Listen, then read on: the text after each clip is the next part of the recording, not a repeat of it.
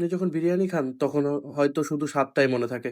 কিন্তু এই এক প্লেট বিরিয়ানির পেছনে লুকিয়ে আছে যুদ্ধ, ক্ষমতা আর রাজকীয় খাবারের রান্নাঘরের কঠিন নিয়ম। বিরিয়ানি শব্দটা এসেছে ফার্সি ভাষা থেকে। বিরিয়ান মানে ভাজা বা রান্না করা চাল। মধ্য এশিয়ার যোদ্ধারা দীর্ঘ সময় যুদ্ধ করত। তাদের এমন খাবার দরকার ছিল যেটা শক্তি দেবে, দ্রুত রান্না হবে আর একসাথে বহন করা যাবে।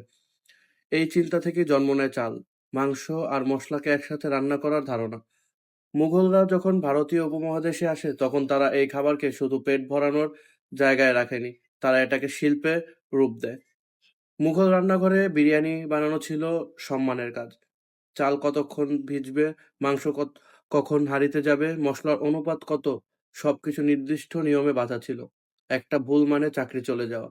শাহজাহানের আমলে বিরিয়ানি শুধু খাবার ছিল না, ছিল ক্ষমতার প্রদর্শন। যে যত ভালো বিরিয়ানি বানাতে পারতো সে তত কাছের মানুষ। সময় বদলেছে। রাজকীয় রান্নাঘর থেকে বিরিয়ানি নেমে এসেছে সাধারণ মানুষের প্লেটে। ঢাকায় কাচ্চি, কলকাতায় আলু বিরিয়ানি, হায়দ্রাবাদে দাম বিরিয়ানি, প্রতিটি আলাদাই পরিচয় পেয়েছে। এক হাঁড়ি খাবার কিন্তু শত শত বছরের ইতিহাস। এই হলো বিরিয়ানি।